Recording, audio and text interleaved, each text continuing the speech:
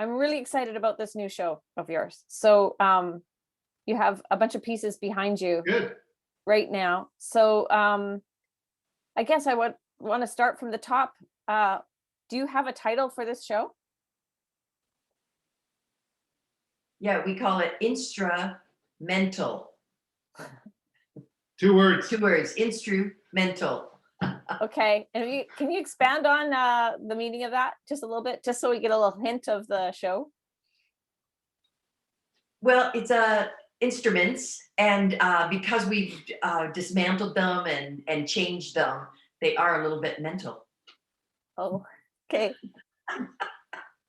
So let's just, for an example, look at that piece right between the two of you. It looks a little bit like a Picasso guitar. Yeah. Can you talk about that one? We were at the Picasso Museum in Paris, and that the cardboard deconstructed guitar that he did has always just stuck with me. And then a while ago, just years ago, this teacher had given us all these brass instruments, right? And they were all like dented and, missing parts, and definitely every instrument we've used was dead. And just so people don't freak out that we're chopping up new instruments. And and so then when we got them, we had this idea of, let's do a collaboration with all these instruments. And so then it kind of finally, 5 years later, we did it. So you didn't hesitate at all when this offer was made to take all these instruments? Well, we do take a lot of junk. People come over. We don't refuse a lot of it because. We do refuse a lot. I do, anyways. I refuse a lot. I get offered probably more junk than she does, but no, we're pretty discerning. Yeah. And those instruments are all really high quality, very interesting pieces of metal and objects, and they didn't take up that much space, so they were worth taking. Yeah. Mm-hmm. And then people just started, when they heard we were going to do this project, they just started dropping off bits and bobs of all sorts of instruments. Right. Yeah. Piano, you name it. So the biggest was not a whole piano, bits of piano, I would guess. I had to go and take apart a little. They had started, and I had to take apart all the parts that I wanted off of it.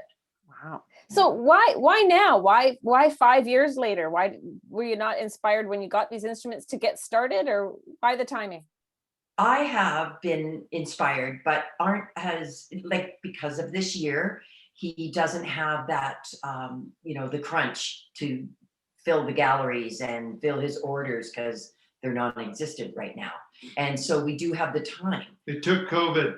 Yeah. Unfortunately, and fortunately, but it's been a really dynamic experience for both of us, because both of us work with objects, but the fact that he works with much larger objects, I'm smaller objects, and how we've combined them. And then we were a little bit nervous. Will this all go together? Because we were working on so many pieces at once. But once we hung the show, which you'll see in the little video, I think it really works well, and it speaks to each other. And yeah. Mm-hmm. Is this the first time you've done this level of collaboration? Yeah. This level, yes. Oh, yeah. We have collaborated over the years on different pieces, but this one definitely is the biggest. We've collaborated, but not as a show, not as just like helping each other out, really, with our pieces. But, right. No, we've made pieces together. The crosses that we did for the gospel, that's right. And so we've done them and read them. I'll stop talking. No, and also I can't help thinking that this musical instrumental show is really, it to me, it connects Arnt, especially to your family background with all the music. Do you find a connection there with your own family background? Absolutely. Especially, we had a whole bunch of clarinets, which my father and nephew play, and saxophones and things like that, and then of course trumpets, which my brother plays, and my and then the piano, my other brother plays. Drumsticks, you play. Yeah, so those definitely I was just related, that was just all, I've always been fascinated by the workmanship in those instruments, just how incredibly complex they are, and the craftsmanship is just, it's ridiculous, and most of us just sort of take it for granted, and especially when you start pulling them apart, you really realize just how insane these things are, and how they evolved to this standard like that. I mean, the guitar is obviously the simplest of them all by far, but clarinets and bassoons and trumpets, they're nuts. Very complex. How they came up with these inventions. Yeah. So this is very much like a material exploration then too. It's just looking at the materials, and I know that the way that you put things together is the absolute impeccable, kind of fascinating, and I don't even know the correct terms, but the kind of stuff that you do in your fine furniture making. So Yes.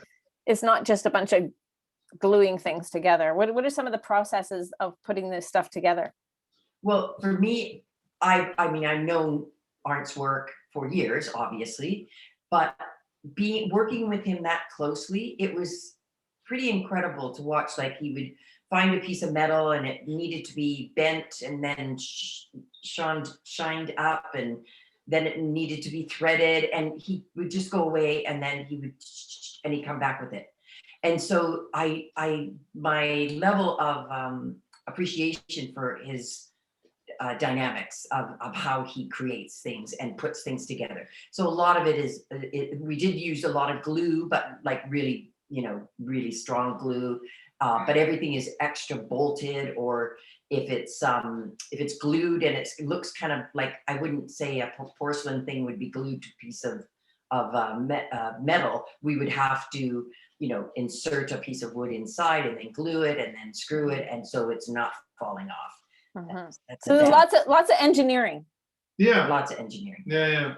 And I have a huge studio full of tools and that can, like pneumatic nailers and welders and all kinds of stuff. So it's it's very handy for doing stuff like that.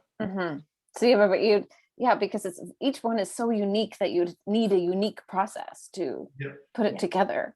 So can you give me a sense of like how long it would have taken, for example, this piece that you have just behind you, Arnt, that looks like this one. Dr. Seuss made it, that one.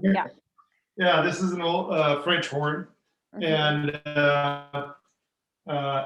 which my sister Holly used to play, the French horn in the symphony, and that's just another oddball instrument. And so when I saw that French horn, I knew I was going to do something with it, and or we were going to do something with it. And the first thing that happened was the tap. Just oh, that's perfect. Just stick that on there, and then it just went from there. And then I got the idea to use a plumbing pipe to extend all the tubing. In fact, I took some of the tubing off, the stuff that you normally see, and just went off in different directions with it, and then stuck some valves on it. And it just started, as me and Val were looking at it, and as it progressed, it progressed over a couple of weeks, actually probably 3 weeks. And, Val would always say, okay, let's just leave it. Just don't do anything more to it, because I'd be just like wanting to stick more stuff on it. And she'd go, just let it rest. You don't want to overdo it. And okay. And then that's part of the collaboration too, isn't it? Yeah, she's really good at that. Yeah. And I just want to, full steam ahead. And then it was, the final parts that were added were up on the horn. Oops. And that just really kind of made the whole thing, right. So it right. was really fun process. Yeah, because I know that, Val, you do that. You'll make something, you'll put it away, and then you'll add something to it, or take something away and then leave it. And so it's something that might be made over quite a long period of time.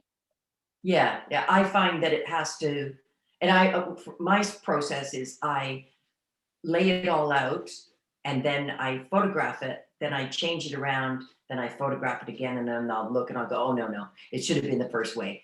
Where with Arnt, he's like, okay, oh, this would be cool. I'll go cut this. No, oh, okay, well, we'll use it like that then. Maybe I shouldn't have cut that.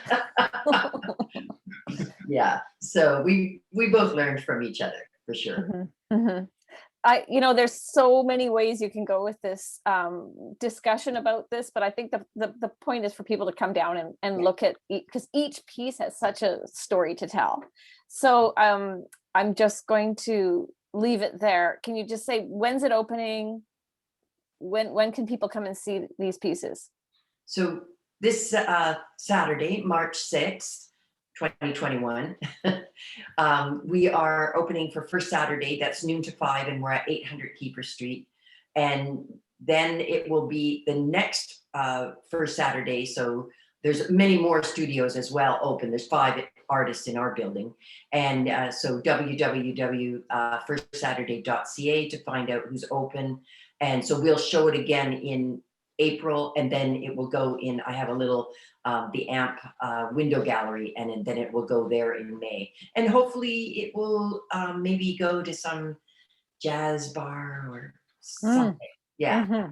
Yeah. There's a whole life ahead of these old instruments, that's for sure. Okay, I'm going to try to share a screen and play this video just for a little bit of a taste of some of the pieces that are up now. Sound good?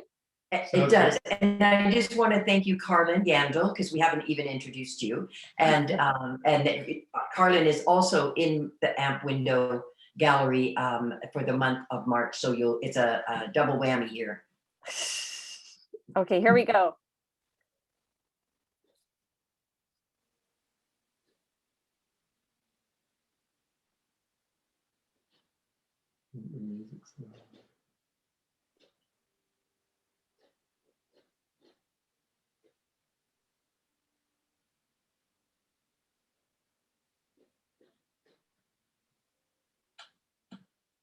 So the music didn't come on that. Can you hear it? Yeah, I can hear it. Oh, you can hear it. Oh, we can. Oh, well, you can give a little narrative here. It's classical, as I remember, it's classical piano music. So yeah, I was playing Mozart. Kind of appropriate. Yeah, that's okay. Well, these pieces themselves, they have so much connotation for music. I keep looking at them and thinking, like, what would that sound like if you tried to play it?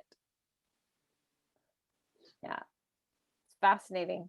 Okay, I'm looking forward to it. Okay. Really good talking to you guys. I hope that, well, I know you're going to get a lot of interest in this. So it's nice chatting with you. Thank you, Carlyn. Thanks, okay, goodbye. Bye now. Bye.